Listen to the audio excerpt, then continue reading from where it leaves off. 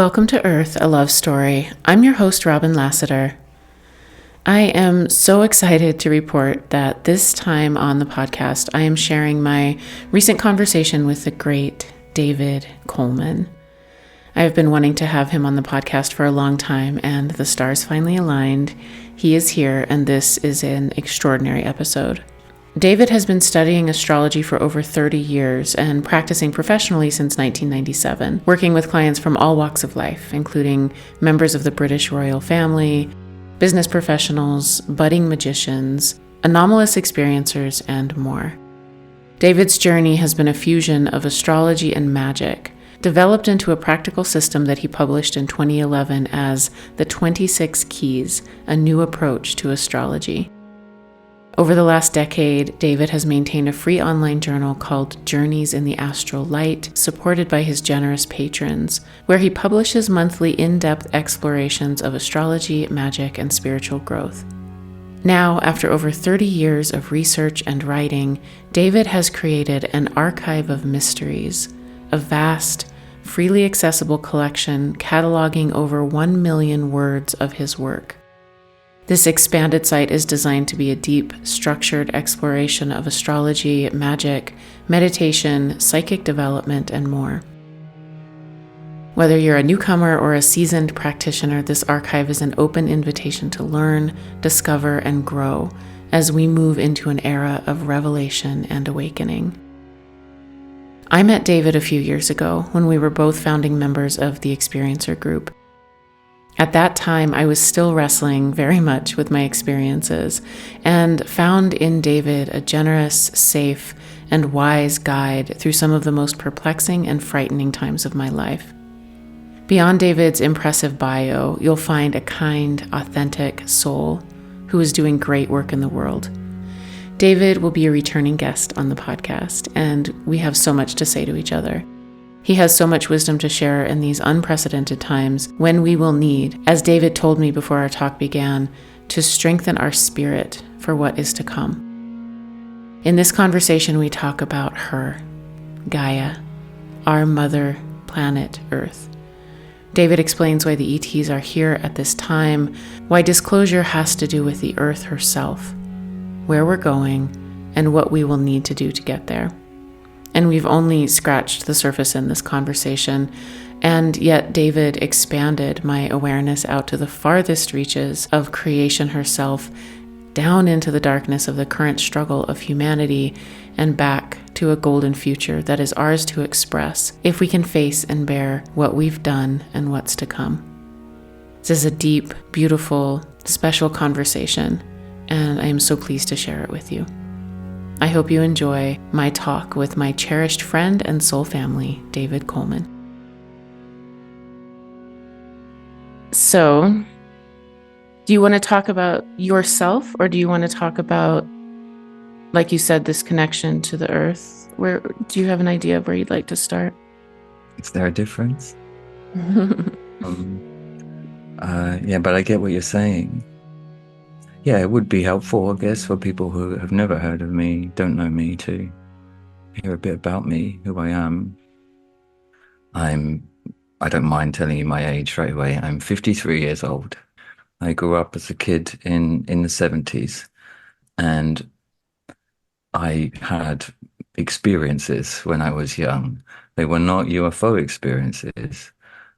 They were metaphysical experiences, and also traumas, like powerful traumatic experiences in childhood at the age of like 6, 7. Alongside these, they happened together alongside these metaphysical experiences. And you could say that they set me on a path, but they really didn't, because before then, even as a young kid, I was interested in especially UFOs. And I made my dad buy all the magazines about UFOs and read them, because I wasn't able to read some of the long words, and tell me what was the story, and what did they look like, and all of this, right? So he did all of that for me. My dad was a wonder at encouraging that. So it was always in me, right? I can remember being 4, something like that. Very young. And I actually have memories before then. I have memories of being a child as well. So my memory is very good. I have memories of being in the cradle, looking up at my mother, and seeing her come over and smile at me. I have a very clear memory of that and laughing at her. So I have good memory. And around about the age of sort of 4, I really, really got interested in all of this stuff. And I remember thinking, this is why I'm here, right? Just feeling it in my bones, not really thinking it, but feeling it in my bones as a kid, like this is it. Like this is really exciting. I love this. And this is why I'm here. And I had this very, very deep knowing in my soul, what I would call my soul now, that in this lifetime, and that was a very specific idea that I had in this lifetime, the truth was going to come out and everybody was going to know that we are not alone. And this was the lifetime in which I was going to grow up and I was going to see this happen. And I was, after that point, always just waiting and watching the world to see when this would begin to happen, begin to transpire, and always keeping up with the topic, keeping up with the news about it, keeping up with the developments, all the way through the 80s, the 90s, and all the way through to the present day, just becoming more and more and more involved in it.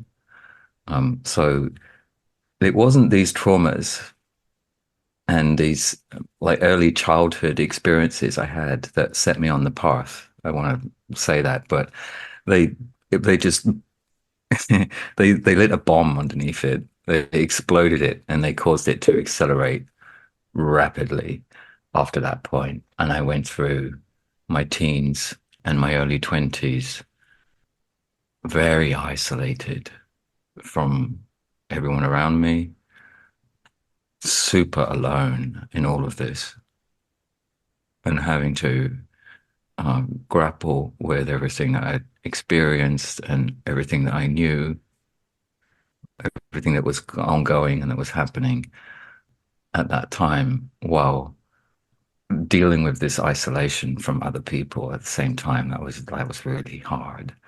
And so it wasn't until I was in my mid-20s that I started to, I'd say, really come out of that whole metamorphosis and really start to feel the need to uh, overcome that lack of connection with other people. And a big part of that was coming across astrology in my early 20s, learning about myself through astrology and seeing the patterns that astrology was saying were born within me as not reasons, but reflections of this whole journey that I'd been on, all this metaphysical stuff, all this stuff to do with death and dying and trauma and all of that, and all the isolation was kind of in my chart. And so it was the beginning of that, was me learning how to relate to other people as well. Because once I understood that tool, I could I could grok other people very easily. I could always do that. I was always quite empathic, right? I was good at figuring out what people were feeling and giving good advice and stuff like that. That was the kind of friend I was, for the friends that I did have. But this tool really opened that up hugely. I really found it a lot easier after that point to reach out and talk to other people. This is the story of how I got to be with you, because if I hadn't actually come across that tool, I probably wouldn't have reached out to anyone. I'd have been like some hermit living in a cave somewhere, never making contact and having my own journey. And then after that, very shortly after that, I stumbled into the works of the magician Franz Barden, who most people will not know. He was a Czechoslovakian Hermetic magician who wrote 3 books on magic, which are practical instructions for other people to follow in order to initiate themselves in Hermetic magic without the, shall we say, the help of like esoteric organizations like the Golden Dawn and these other institutions which uh, often become very political and marred in group dynamics that go bad. So it's for lone practitioners. So I picked this book up, and as soon as I picked this book up, I knew this was for me. It was another thing, right, that I found that was for me, like astrology, UFOs, and this book. That was it. I found the three things that made me somebody who I wanted to be, right? And I went through that, and that led to making contact with other magicians, and more importantly, it led to me understanding this whole UFO thing in a completely different way. Like it totally transformed and transcended my previous cluelessness, I would say, about what was going on to where I am now, which is where I feel I have, like, I feel satisfied with the picture that I have of what's going on. I know it's not complete and will never be complete. And that if I was given the complete picture, I'd probably lose my mind because it's that like amazing and that like overwhelming for human beings at this time. So I'm happy with what I know, always curious to learn more. And so I guess the sum of what I've learned is from training as a magician and learning about the specifically the invisible worlds that surround us and how they play a very significant part in this entire phenomena that's emerging in our collective awareness at this time as a reality. Because these beings, and there are large numbers of them, fully understand these things in their own ways, but they make use of them in their technologies.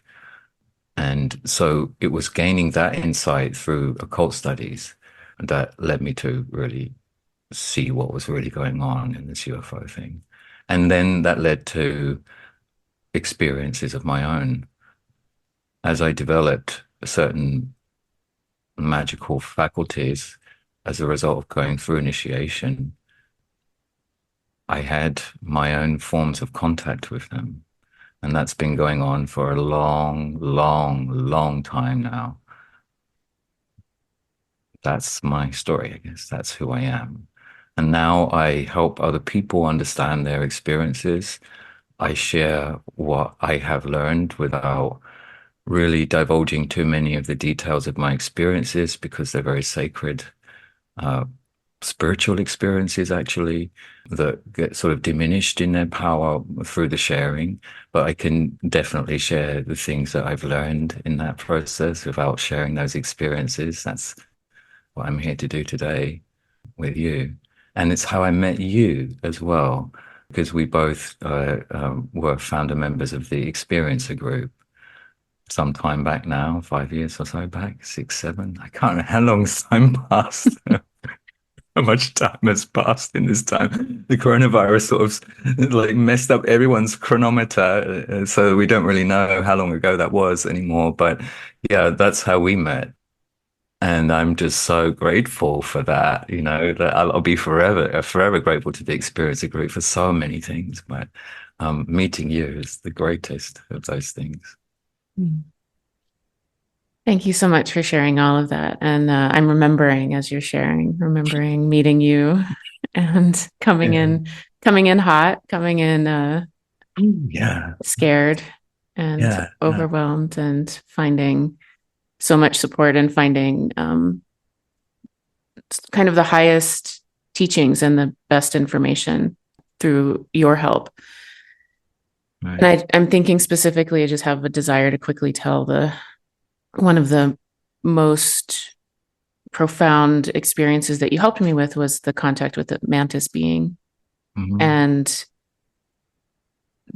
through working with me on that and explaining to me that all beings, humans and others, work according to these kind of karmic laws, and that he wasn't sort of higher than me, and I Mm-hmm. wasn't helpless in the situation that happened, and that Mm-hmm. actually it was a relationship, Mm-hmm. and that my claiming my agency would teach him something, and that it was Mm-hmm. important for me to claim my agency as much for my own journey as for his.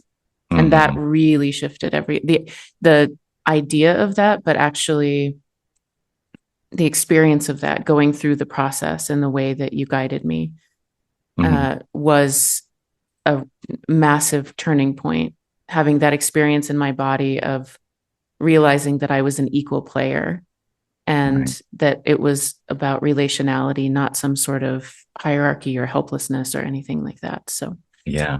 Right. And that, I think, that's a good example because I think it really goes to like something that's really at the crux of all of this for us as a collective, as humanity, right? And that is that they seem overwhelmingly powerful compared to next to us, don't they? Like the capabilities that they display, not just in terms of like their command of physics and their understanding of the laws of physics, but also metaphysics as well, with telepathy, psychokinesis, out of body experience, interdimensional travel, time travel, potentially, also all of these things, right? They overwhelmingly look much more powerful than us, right? And this is the crux. This is what something that's very, very important for us to understand is that that's not true. Right? The ultimate true thing that most of these beings understand, that we're beginning to grasp at the collective level, individuals among us, many of us already know this, but there is a collective growth in understanding that we're all connected as one consciousness, one awareness, one self, right? And that no matter how many, and there are literally infinite numbers of them, how many different expressions of that one core self there are, they are all the same. And that means that we're all equal ultimately at the most fundamental level. And we're just different expressions of that one self. We can call it the I. Awareness is a word that I like to use for it. Consciousness is not a word that I like to use so much to describe it, although it's very commonly used now to describe it, because there is also, we know, an unconsciousness, which we have to deal with, which is also, a thing, right? And what I'm talking about here is a thing with no opposite. There is no opposite to I. There is nothing opposing it. It's everything. So there can be no division in it, no separation, none at all. And it's just the same I, the same awareness in every form, every being, every rock, every particle, really, every dust, every star, every alien species, everything that exists, all the spirits, it's the same I looking out, right? And the reason like the why this is happening, like why would the I do this? Why would the one self choose to manifest in all of these separate forms that think that they're all separated from each other, right? Why would it choose to do this?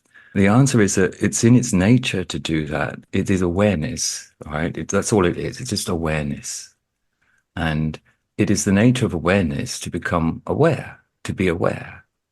And so, in order to become aware of itself, the first thing it does, right? If you think of it in terms of like sequence, right?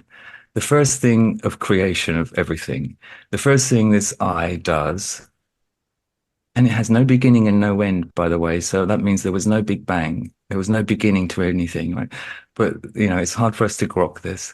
But the first thing it does is it realizes it's an I and it realizes it exists, right?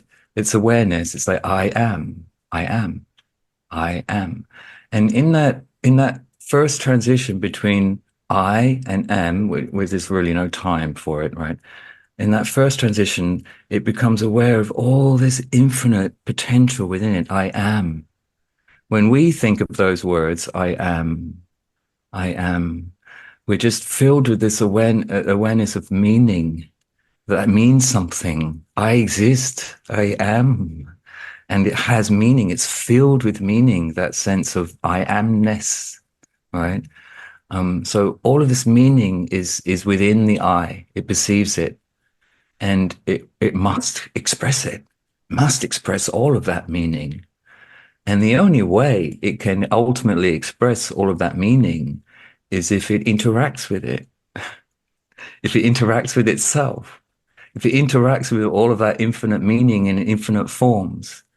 And so here we are, right? Ultimately, in the space where the I is interacting with itself in infinite forms in order to know itself, in order to know all of itself, its infinite self. So we're in an eternal dance with the I reincarnating all the time as us and as everything around us, and becoming more and more aware of its infinite meaning, its infinite beauty, its infinite magic, its infinite power, its infinite and its infinite nature. And so ultimately, who knows when, but ultimately it manifests itself in every single thing in this physical universe as I am the one self. I am the same awareness as everything else. The I am becomes universal ultimately in every form. And every form is moving at its own pace, in its own time. It's got forever to do it. So, but it will get there eventually. Everything will get there eventually, realize itself as the expression of this one self that's been going on throughout all of its incarnations. And everything else is the same. And then what? Don't know. Don't know. But most of the alien species and interdimensional species and other beings that we are interacting with are aware of what I have told you, and they are doing their part in that to progress that great work, I would call it, capital G, capital W, like great work throughout our galaxy and throughout other galaxies as well. And so they are not more powerful than us. They are different expressions of the one self, and they have different capabilities, but that doesn't make them more powerful. And actually, we have advantages that a lot of them don't have. And I think you've already talked about a lot of those with other guests. I know that we've talked about them: art, music, passion, funny things like comedy, right? You know, jokes. That's those are some of our strengths. I've just listed a few of them. We've got a lot more besides that are much greater than that. All right, and they come all from our mother. Mm. Oh, that was Right? so beautiful, David. I want to just take that in for a second. And Yeah, I did say a lot, didn't I? you did. You expanded me all the way out to the edge of all creation and then brought me back down. It was really amazing. And what it reminded me of was I've had one experience, and it was actually during COVID. I was very sick, and I'll just say it briefly to give context. But I was, super high fever, pretty miserable, fell asleep. And while I was sleeping, I woke up, and I woke up into I am, Right. into not I, but I Yeah. am. Yeah. And it Right. was this place of infinite, limitless everything, Hmm. literally everything existed. And I Hmm. knew that that anything that I could ever want or need was immediately available. Hmm. But as soon as I even had the tiniest thought of adding something to the end of that sentence in order to manifest whatever it was into being, then the medium of time arrived and Right. I left the I am. Yeah. Yes. Yeah. So as you Yeah. were Yeah. describing that, I was like, yeah, that makes perfect sense. So there was no need to say the next thing, and it would have broken it into it would have changed it. So I just stayed in I am, the most aware that I've ever been, the access to the most awareness that I've ever can remember having. Right. And Right. then when I woke up, I was still in that space, And so I was saying I am. And finally, the third word arrived, which was here. And then Right. for about 3 or 4 hours, all I could say was, I am here. And Uh, so you right. described me tapping into something like that. But Yeah. Yeah. yeah. You're grounding all of that, right? With the I am here, you're bringing it down to earth, giving it to her. It's a Mm, beautiful gift. You're giving it yeah. to yourself, you give it to her. It's beautiful. Yeah, right. Well, talk Um, about her. Talk about her. oh yeah, sure. Yeah, yeah. Um, so actually it sinks in very nicely. Because once you get to that like that state of I amness of being like aware that like there is existence in you, right? You exist and it's filled with meaning, right? Just it's infinite meaning actually. But each individual person expresses some part of that meaning more than others, right? It's what makes us people and special and unique is that we out of that infinite meaning, we give emphasis to certain things and not emphasis to other things. Okay, right. But the next thing that happens with the I, with the divine awareness, the pure I in all of us, whatever you want to call it, God, goddess, whatever you want to call it, after the I am is really an awareness that all of that meaning that's within it also has a form. It has a shape. Okay. So, for example, there is within that I am the beginning of everything. There is the square and the cube, right? There's the meaning of those things. The meaning of those things exists within the I, right? Um, and they have a particular shape. The square has corners, not like a circle, which doesn't have corners, right? So everything, all the meaning has a particular form, has a particular shape, a particular form.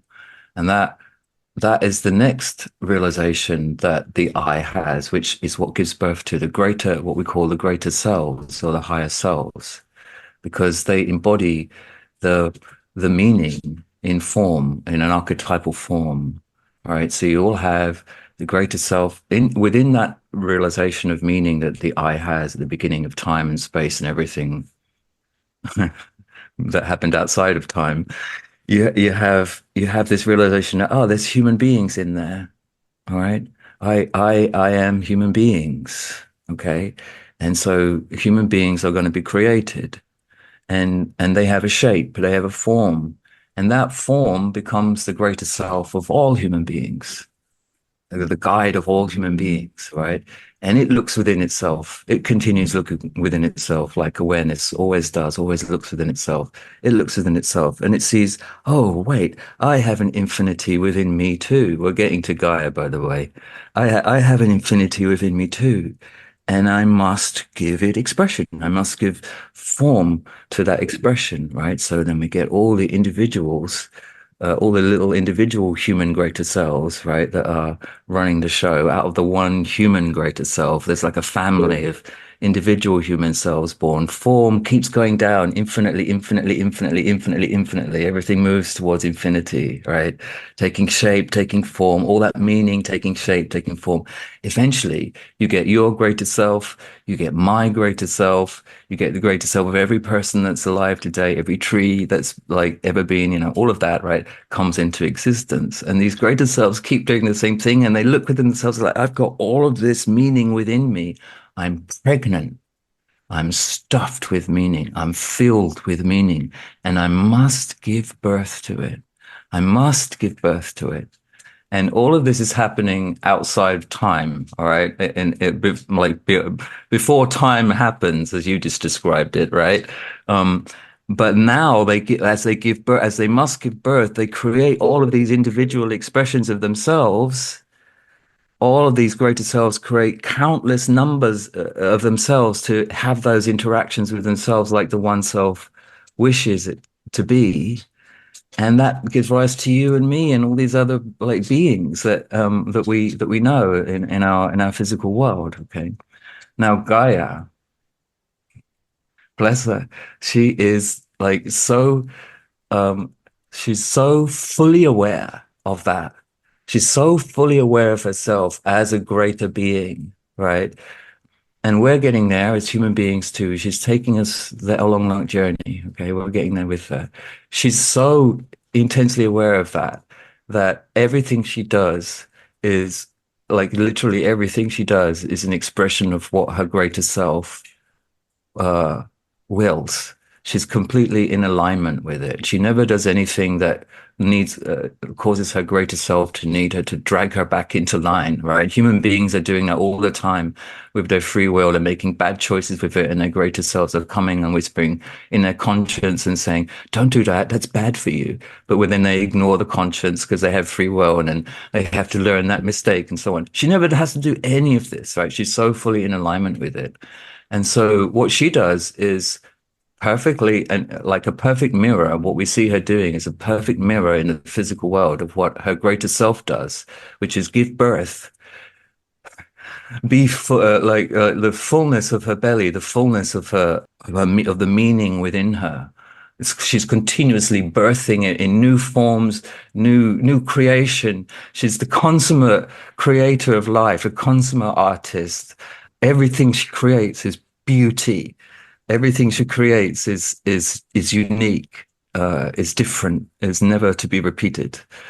And it's interesting in Kabbalah we talk about some of these processes having associations with zodiac signs, right?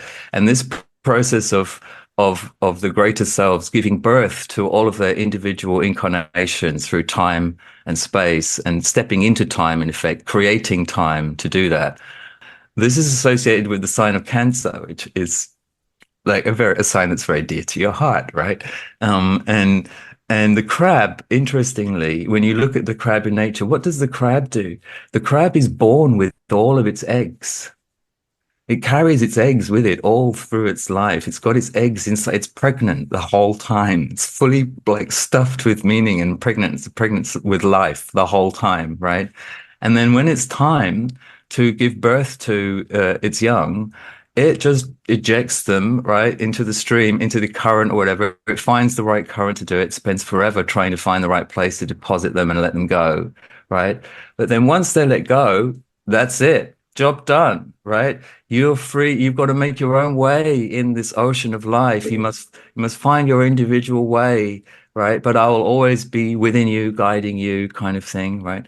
That's what the greater selves do. They just like let their individual selves go throughout time and space, infinite numbers of them throughout time and space to learn their lessons, make their mistakes, eventually find their way back to the realization that they are this one self and they are their greater self and always have been, right? But no pressure. You're going to get there eventually. It's inevitable, right? And this is what she is like with all of her beings. It's like, I love you all. You're all part of me. You're all expressions of me. Your individual expressions of my being, and my love for you is forever and ever. And constantly nurturing, constantly creating and giving birth to the meaning that is within her. And so who we are is part of her ultimately, right? But we have our own individual stories, right? Within her story, right? And the two of them have been apart for a very sad long time in human history, where we've just been living our individual human stories, not really connected to hers, right? It wasn't always that way, right? We know that too, that we've lost something, right? And indigenous cultures everywhere in the world had it. Everybody had it, and we've lost it. And this is what we need to recover, is this reconnection to her. It's a rediscovery of ourselves, of who we are. And ultimately, that's what this UFO stuff will bring about as well, because it's all part of that. They're really concerned with her more than they are with us. We are a part of her. The big picture is her, right? And if they can nudge us, and this is what they're doing, right? Essentially, collectively, if they can nudge us collectively to waking up to her, waking up to a higher calling within us, one awareness, one consciousness, whatever, it will have an effect not just on her, but throughout the galaxy because she's so intimately connected with everything. Everything is connected to everything else. But Mhm. what happens here right now is of great importance to evolution in general in this corner of space. So yeah, they want that very much, very, very much. Thank you. So, as you said that last bit, I remember, and I want to ask you about this directly. I'm sure that it's the same thing that, one of my experiences was being shown choosing this lifetime in this project. Right. And this lifetime in this project, which people have heard on the podcast many times, but moving from evolution through suffering to evolution through joy and creativity, learn to turn the wheel, move it from a zero sum game to a non zero sum game. Mm-hmm. All of these things. I was given this big mouthful of a mission, Yeah. and I chose it. I like looked for it, and I thought that sounds interesting, Yeah, and and you I thought, who chose. wrote this? Yeah. Oh my gosh. Actually, I've never thought that, but that's I should have thought that. Yeah, that's gonna blow my mind, and I'm gonna think about that all day. Um, so then after I chose it, we went to this space, and I was with these beings that I consider my guides, and we were looking at the earth, kind of suspended in this sort of silvery stream, and she Right. was sort of half above and half below it, and they kept saying the crown jewel, the crown jewel, the crown Right. jewel, and they Yeah. said something happened, Yeah. and I can't remember exactly what they said, but the implication was we needed to get her lit up again. Something happened, and something was turned off, and we need to get it turned back on. And when we do that, it will light up an entire section of Mm-hmm. the cosmos, and Mm-hmm. that's what we're doing. So it's you and I have not had this conversation directly. And so to hear you talk about Mm-hmm. the beings being interested in her and how important she is to Right. all of this Mm-hmm. fills in some really beautiful spaces Mm-hmm. in what I understand about my mission. Yeah. Yeah, yeah, it's a big part of what they do with the water that they collect and the rocks that they collect and the plants that they collect and even the people that they collect. Mm. But there's a big story there, that they're learning, as you have pointed out at the beginning, they're learning things too, right? Everything, if everything is an interaction with the one self, then everything that you interact with is interacting with you, right? There's a two-way at least like process going on here. You're interacting with them, they're interacting with you, and it looks different from both ends, right? By it looks different, I mean you it signifies something different to you. It means something different to you. And then for the other person, it means something, it signifies something different, right? And that's all very personal, very unique stuff, right? Now, that is something that human beings understand very well because, like, they've grown up with Gaia, and she's a good teacher of that, basically, right? Yeah, human interaction is on a very advanced level, I would say, because of it, right? But there are certain others out there with us living on the planet, right, who who don't have that level of interest even in interaction, right? The mantis, I would say, are one of those beings, right? They're quite remote, quite detached. They still have a great curiosity and a great interest in us and in this world and in this planet, but they'd rather watch it very remotely, and they have means to do so. I know I've talked to you about some of that, right? They um they created what we know as the praying mantis or the species of praying mantis insect. I don't know, billions of years ago, probably. I don't know exactly when, but those are those are their biological children that they can inhabit to mentally inhabit to watch us, to study us. So they are like not so into interaction, right? And actually, it's human beings that have the advantage in understanding that side of life, right? And many of these beings that are around us have been tweaking us to sort of over the millennia to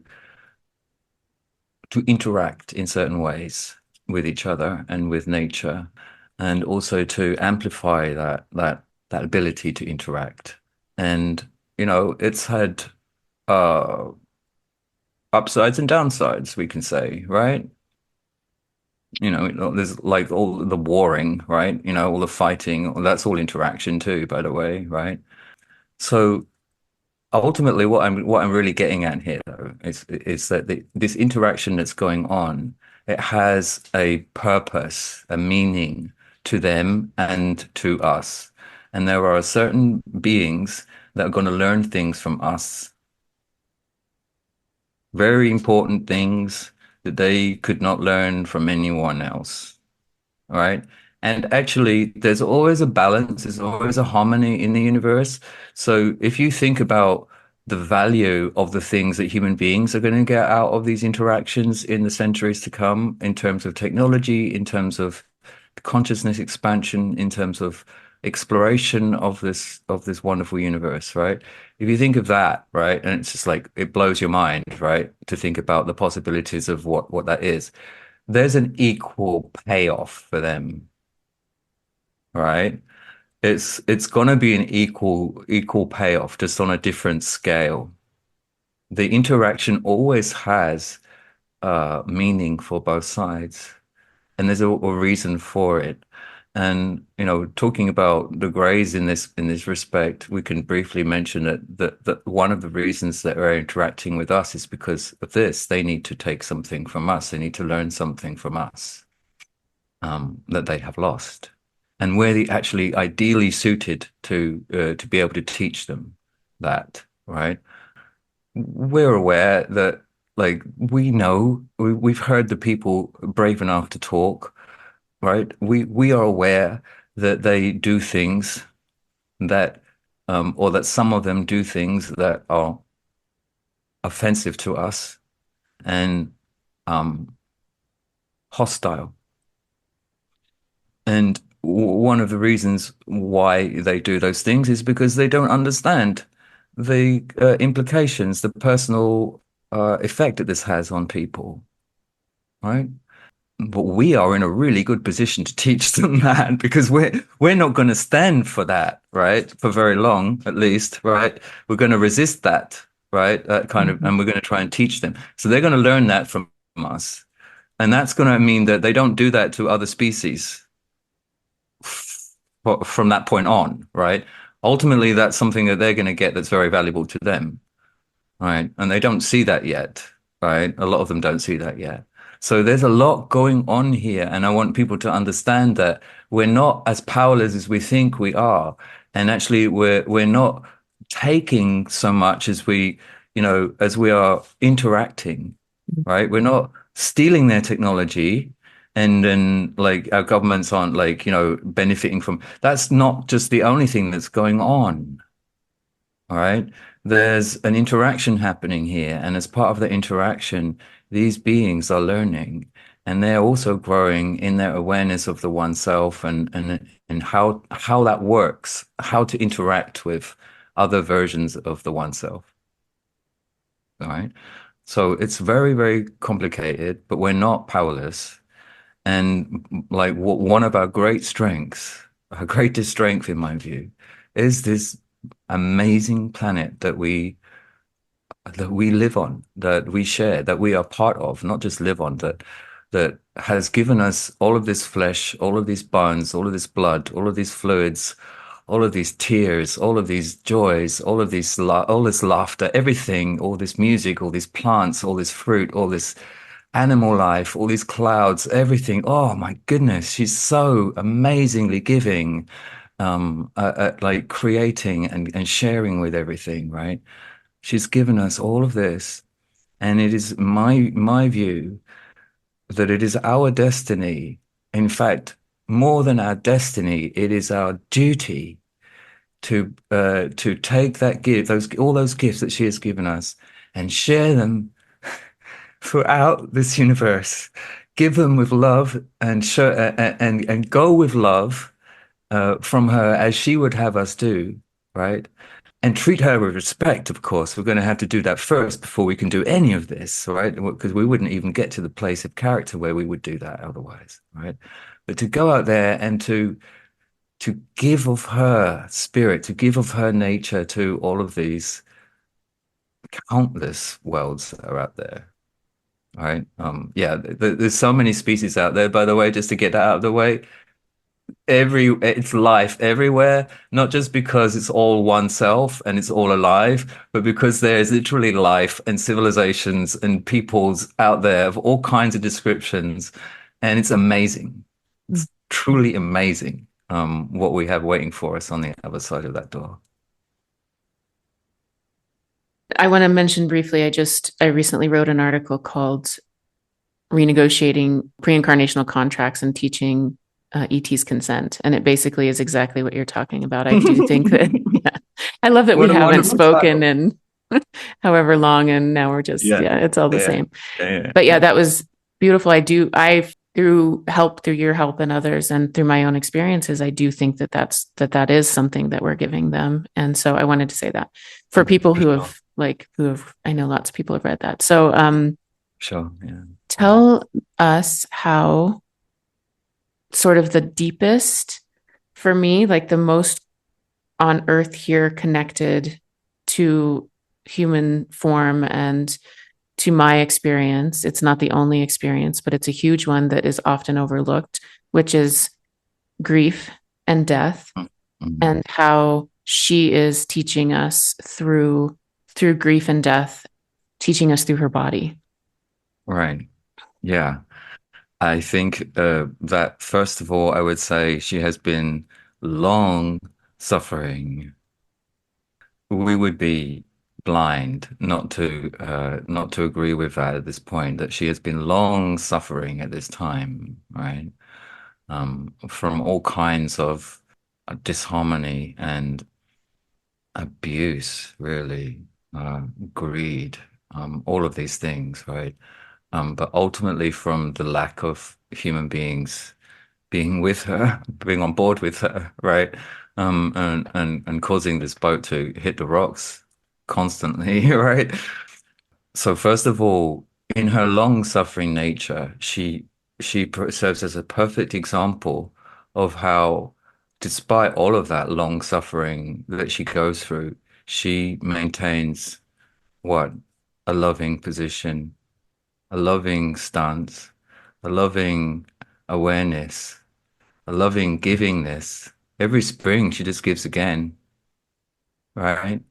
Every spring she just gives again. She's doing it right now, right? And she keeps going and she keeps like enduring. Endurance, forget it, it's off the scale, right? So when we go through grief, and I'm really deep in it right now myself, so I'm speaking from personal experience, right? Very, very present moment, personal experience. When we go through grief, we have to first of all honor what we're going through, right? There is a need to cry. There is a need to scream sometimes, whatever, right? There is a need to express, and that need to express it expresses itself as it must, right? The only thing you must do, of course, is never harm others, right? But you must express what you feel. You must express that, right? And the tears are washing out, actually, a clearing out of physical and astral toxins in your body that are related to you not being able to process what you can't process, right? All of that. So the first thing is to like look at her as an example. She's long suffering. It's going on all the time. She's grieving all the time for species that are like hovering on the cusp of extinction or just going extinct right now as we speak. Who could say that's happening all the time, right? And but it doesn't interrupt her from her awareness of I'm a greater self-awareness. I'm a loving awareness. I love all things because I know it's all me. And I love me. So I love you, right? It's kind of selfish and not selfish. It just all gets irrelevant at a certain point, whether it's selfish or not, right? So the first thing is to observe her and really draw strength from her because she is the one that has all that strength to deal with all of that that's happening on her, right? Connect with her, to be with her, to be comforted by her, to let her comfort you, to let her be with you in your grief, to let her touch you. Like this morning, I went out and the cherry blossoms start to appear in the garden outside, and Scorpio, my little Westie, and I were just enchanted. Let yourself be enchanted. I have seen with my astromental eyes what other worlds out there, right? They are very, very beautiful. Some of them, they're very, very spectacular. Like, whoa. And others are just like rocks, like, kind of like not so spectacular to look at, but they've got their own beauty, right? But every time I really feel so strongly about this. Every time I come back to be with her, to be with the earth, I'm like, oh my goodness, she is the one, man. She's she is the shining jewel. She is the shining jewel. Like it's just that's just because I'm human, right? And I'm of her, and she's my mom. She's the ma of everybody that I like, all the family. I'm tearing up here, right? So yeah, really, really, really, really get this, guys, right? Really get this. We could get in a craft tomorrow, right? Like I could like whiz you around like the galaxy and show you all of these worlds and all of these like nebulae and all these species and everything you could see, right? And then we'd come back here, and all it would do is make you appreciate just how damn beautiful this world really is. It would put all of that in contrast, not because she's more beautiful, but because her beauty speaks so directly to us, to our soul, to our being, this is our home, right? And we feel it whenever we come back here. She embraces us. It's a tangible feeling, right?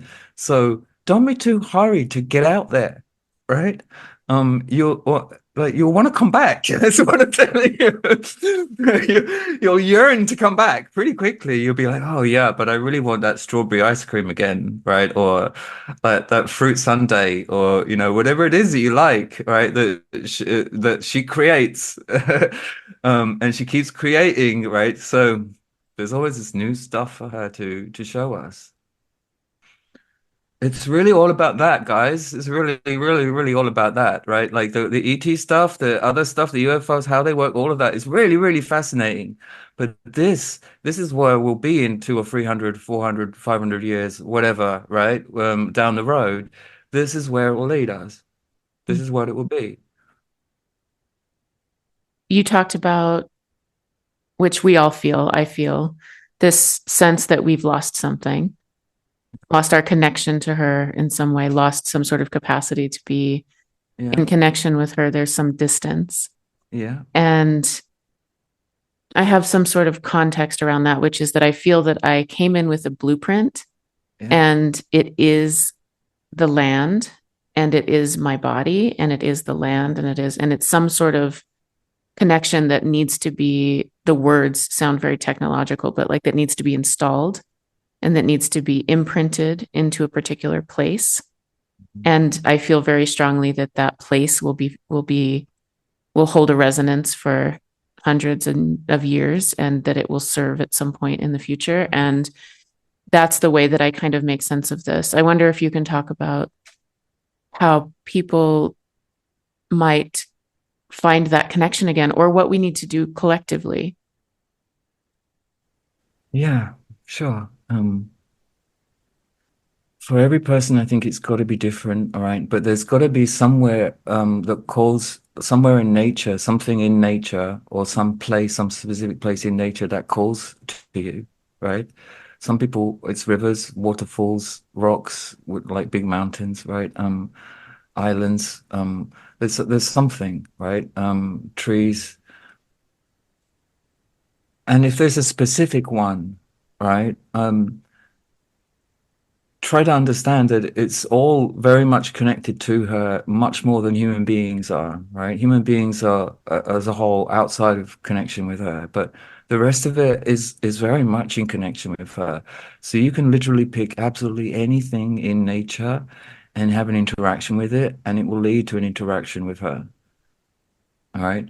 So if it's sparrows, if it's crows, if it's trees, if it's rivers, whatever, clouds, it's just about interacting, right, with that thing as an I.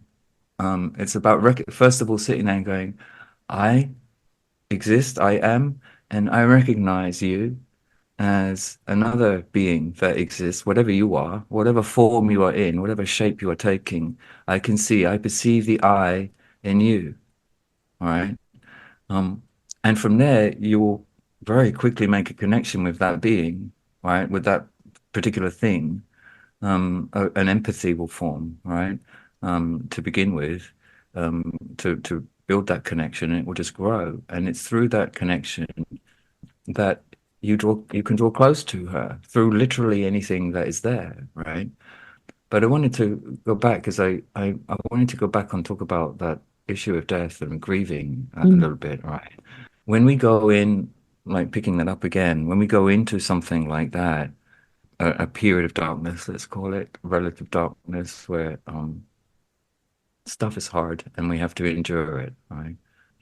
Then what she teaches us, or what she teaches me, and I assume it's what she will teach others as well, is that from her own suffering, from her own darkness that she's endured for so many millennia now.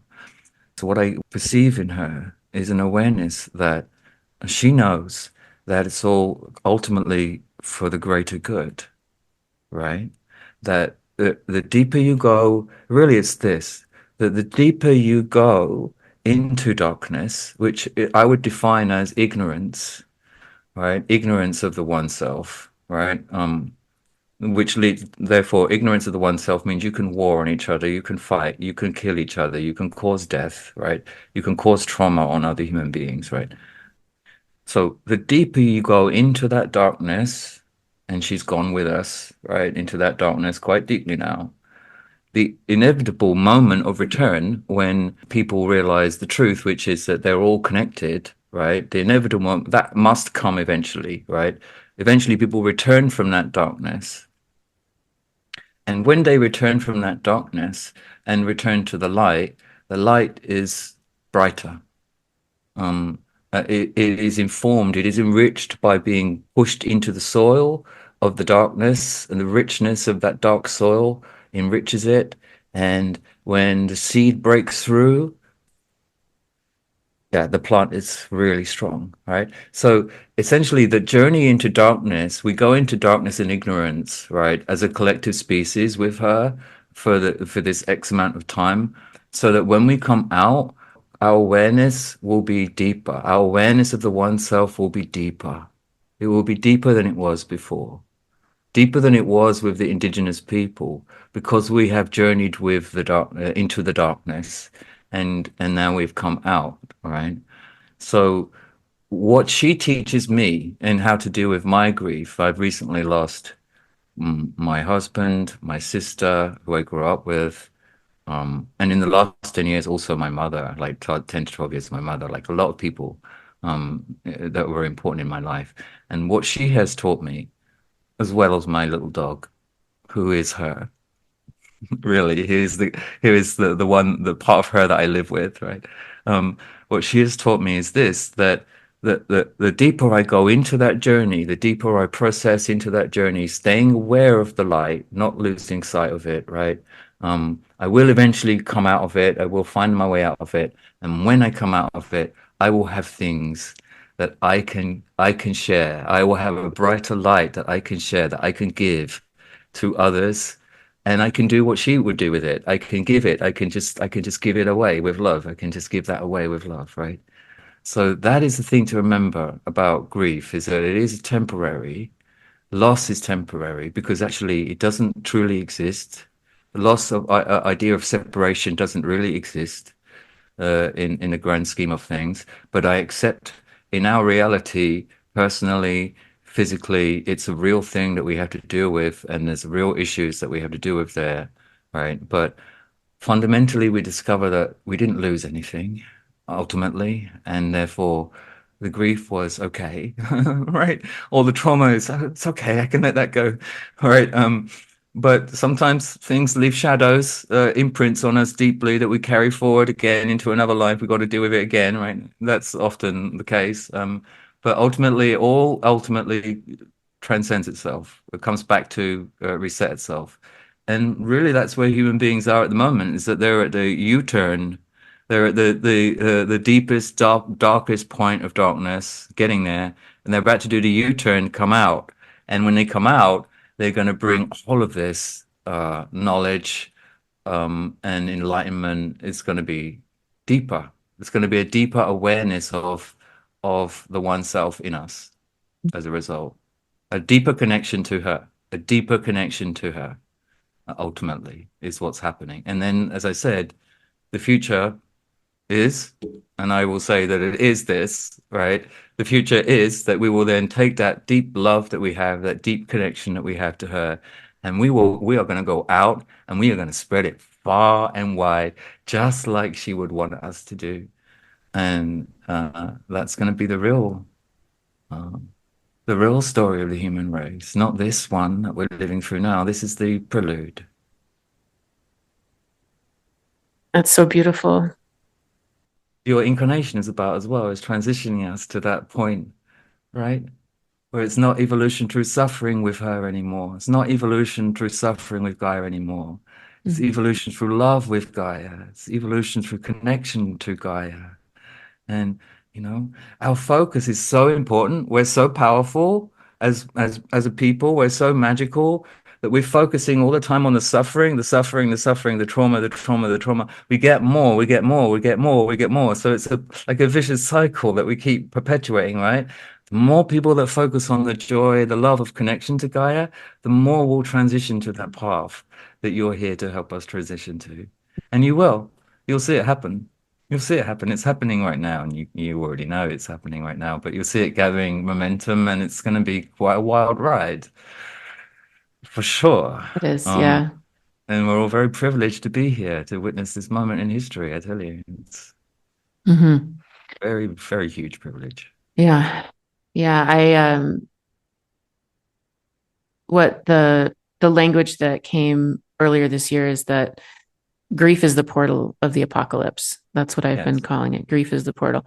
And I've been thinking, ever since the evolution through suffering and evolution through joy and that transition, what I'm very careful about is not to say that one is better, because as you just described, the evolution through suffering is what has taken us down into the dark and continues to, and brings that richness. Mhm. And that has been a huge part of my journey and understanding in all of this, because the impulse is to turn away from it as quickly as we can. But Mm. going through a process of, and again, it's what I at some point, David, I asked the beings to give me pithy, because I was like, I can't do these big mouthfuls. I need pithy. So they've Uh-huh. given me all these pithy things. And so Yeah. what I call it is touching bottom. It's like we have to Right. go down, all the way down, and touch bottom Right. before that U-turn that you're talking about, before that turn happens, or the portal, Yeah. we go through the portal of grief Yeah. to joy and creativity.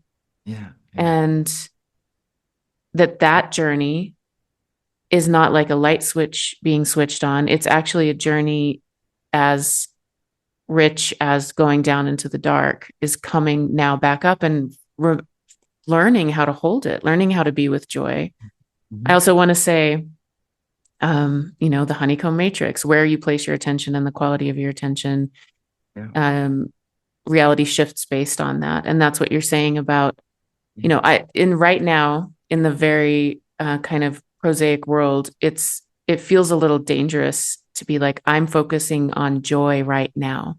I'm Hmm. focusing on love right now, on Hmm. creativity. I'm Hmm. looking at the goodness. Yeah. And in the meantime, watching all of these horrors unfold in the world and feeling that we haven't reached the climax yet. Hmm. It's what it Hmm. feels like. Yeah. And Yeah. so, not turning away from suffering, but being completely conscious that I'm choosing where to point my attention for all of our suffering. It's for love. It's Right. because of love Yeah. that I'm talking about turning our attention towards joy and creativity. Yeah, yeah, yeah. Absolutely valid. Yeah, both like right now we have what humanity is going through is very dark, right? It's very, very difficult, okay? Because we've got to face what we've done. We've got to face up to what we could potentially be doing in the future and the consequences of everything we've done in the past catching up with us with the environment. We've got to face what we've done with each other and treatment of each other. We've got a lot of stuff that we've got to deal with, right? That's pretty difficult, right? When you look at it, right? And yet nature goes on, like I said. Spring every year keeps coming back. She keeps coming back with the flowers. Here's more flowers for you guys, right? Like she's traumatized, right? She's struggling. She's under the strain, right? She's got all the pollution in her blood, right? All of that, right? All the smog in her air, but she's like, okay, now let's just get to work. Here's the flowers. Here's the flowers. Here's the flowers, right? Here's the trees blooming again, right? She's constantly giving. And so if you can turn your focus to that, it's all quite all right. It's all going quite well for her on that level, right? She's still got that connection uh to her spirit that allows her to just keep going, right? She's not broken at all. But she's struggling, certainly, right? And yeah, we've got to navigate this period where we reconnect with her. We cannot turn away from what we've done. We've got to look at what we've done as a result. Otherwise, we're not going to learn the lessons that we need to learn. So this is a very tricky period for us in which we have to keep those two parts in balance. But it's important to know that, you know, that is there, that other side is there, and it's not an illusion, and it's not diminished by all of the darkness, which seems to be a very, very overwhelming thing because of the media and the way it continuously reports that, right? They learned a long time ago in the newspaper era that bad news sells. And so, of course, right, we understand why that does in human nature, right? But, you know, you got to remember there's all this stuff happening that out there and just go out and find it. Find your mountain, find your tree that I was talking about earlier. Find your peace with her, your space with her, and be there. And let that be the balance, right? Let her comfort you and give her your comfort if you need to. Um, right. In other words, like I said, the contrast of the darkness can improve your connection, can like it like awaken you, right? Like you look at the darkness in the world that's going on right now, you could get lost in it, but you could also look at that darkness and then that could motivate you to do something better, something good, something elsewhere, right? To make a difference, right? And that's really what we're talking about is to keep that in balance. But eventually we'll get to a point, and won't be soon, but eventually we'll get to a point where we fully connect to her and we're plugged into her, right? And that love story that you've beautifully written about will just flow easily without that necessity for suffering and darkness and trauma to be such a heavy part of the mix. Mm-hmm. Although, of course, there will still be death. There will still be loss. It's what is. It's part of what life is, right? Um, but our understanding of it will completely shift, will completely change. We will understand that it's not the end. That when we die, we give our bones and our blood and our flesh back to her. She takes it. She takes it because it belongs to her. And our spirit, our consciousness, our soul, our being will have been enriched by its journey with her, its planting in her seed, right, in her soil, right? and it will go on and take that to other places, other planets, other worlds. When we incarnate on those too, we can take those gifts. There's a lot of this going on right now with them living among us, by the way. They're bringing gifts from other worlds here and helping her to cope. Mm. They're bringing presents from outside to help her, energetic things mostly. Um, but there are some physical structures that exist that they've created to help connect her with some of her sisters and brothers elsewhere that want to help her, right? So there's a lot going on here. She's not completely alone.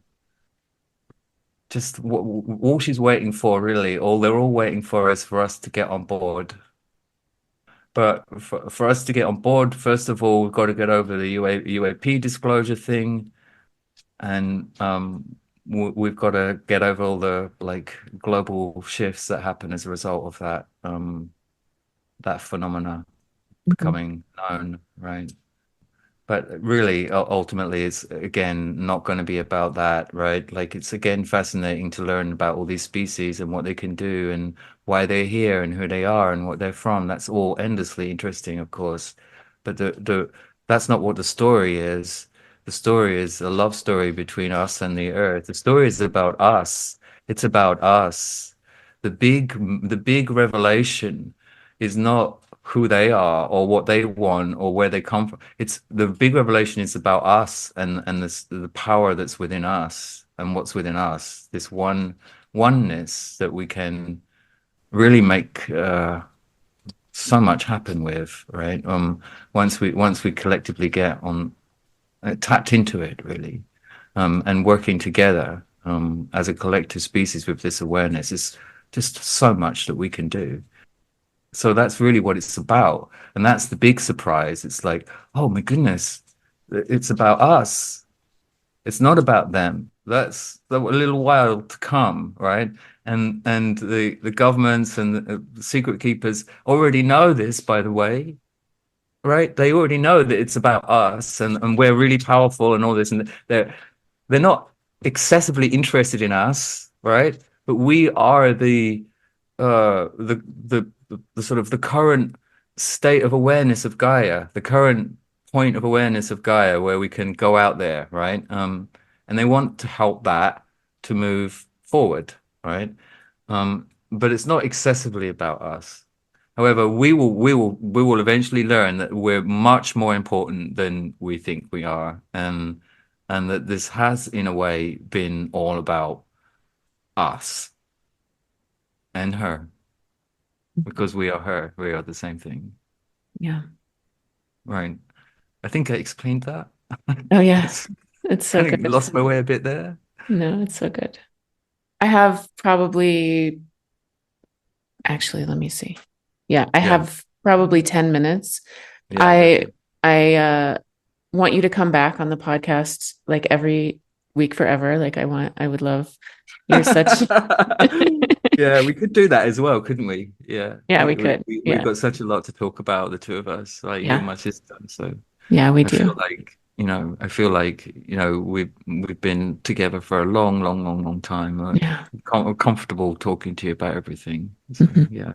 We're something beyond family. We're family and more. Yeah. Yeah. I want to make sure that you've said what you wanted to say and that Mm. you have brought what you wanted to bring. And Yeah. also, I'm going to do a big, opening and talk about your work and all of Okay. that. But I want to give you the opportunity to bring anything that you'd like to bring before we come to a close. Um, I think I said, let me just momently like look through my Rolodex inside my brain somewhere where I can when I can find it. Yeah, I've said that, I've said that, I've said that. Yeah, I've pretty much done everything. Okay. Yeah, I'll hold something back for next time if there's a next time. Yeah. That's not so important. Um, I I'm now being told, I would just say this, I'm now being told that I've got to say more, right? Going forward. I've told you this too. I'm being told that I've got to talk more and say more, to help people understand what's coming. Mhm. So yeah, I'm happy to do that. if you're interested in what I do, either the astrology or the magic, the things that we've talked about today, you can go head over to my website, which is astralvisions.org, and check out the archive of mysteries there, where I have, over the last 13 years, I've been writing every month or so posts about various topics related to what we've talked about tonight, mostly astrology and magic. You can just go there and start reading my stuff. That's all free. You can book some time with me if there's something going on for you that you want to talk to me about. I'm happy to meet you. In fact, that's what my full-time job is. I do that full-time, other than writing. I'm just getting into sort of new ventures with threads over on Instagram and trying to reach out to younger people who are very interested in astrology. I've seen a wave of souls coming up around us now, born around, the turn of the millennium, that are very, very bright and very, very knowledgeable, and are very keen on interested in learning about astrology. I'm interested in connecting with them and talking to them, but I'm also interested in talking to anyone really. I have everyone go through my doors, especially people that are having trouble. If you're having trouble with anything that you don't understand, come chat to me. I'll Yes, help you out. I can highly recommend that, of course.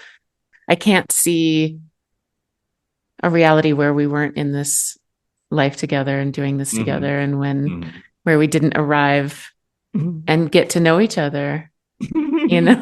Yeah, yeah, yeah. I'm Like searching. I'm we've searching. I can't find it either. yeah, it's like this was inevitable in this lifetime, and I'm so grateful, and it's been so interwoven with how my journey has unfolded to be in connection with you. And I'm feeling, yeah, very strongly that that if you would like this to be a platform, and I'm sure that there are many other opportunities, but I would love for you to share your wisdom here. And I know that in our conversations as well, there's a sort of alchemy that happens, Mhm. that is beneficial on all sort of rippling levels. And Mhm. I want to talk about this grid that we're getting turned back on. I mean, Right. that's been this repeating thing, and it's up for me again. So I want to talk about that. We have so much that we can talk about. Yeah, right. Yeah. Yeah, yeah. We need to talk about that. Yeah. And Yeah. the spaces that we can create, the physical spaces that we can create on the planet to help that process. Yeah. Yeah. Let's do that. That feels really important. And I could talk to you. We both know that it Yeah. can, like, Yeah, out we 7 hours yeah, we could. yeah, yeah. Once we get talking, we're like glue, aren't we? It's like Yeah. try to peel us apart is very hard. Try to get us to stop talking, but eventually the hatchet comes down. The That's right. scheduling hatchet from somewhere comes down and says, "No, we've got to go now. Bye." But Right. if you and I were allowed, yeah, I'm not sure we'd stop. I love you, David. Thank you for being I love you here. too very much, sweetheart. Yeah. I All love you right. so much. Thank you again to David for his presence and laughter and wisdom. If you're looking for personal guidance via his consultations and mentoring with new packages for both first time and returning clients, you'll find all the details in the show notes. And a quick reminder that I'll be starting another cohort in June called Becoming Apocalyptic Mother. The Revolution Will Be Danced. This is a cohort for women who want to be initiated into mature feminine leadership for apocalyptic times. You can email me to get on the waiting list for that at earthalovestory@gmail.com. Registration opens soon. And also my Patreon at patreon.com/Robin Lassiter at the Earth Lovers tier. You can check that out. We meet twice monthly and talk about all things phenomenological, about the goddess, NHI, the physical and emotional bodies, and more. We are building real community in that space, which we also deeply need for these times. I foster safe, mature community spaces where we can explore and learn together, and bring in special guests every now and then. My next guest will be Suzanne Chancellor, my editor and an experiencer who had an orange orb sighting and has since begun gathering orange orb stories from other experiencers. And David has also said he'll be a special guest in that space as well, coming soon. To learn about all of this or to book a one-on-one session with me, please visit robinlassiter.com.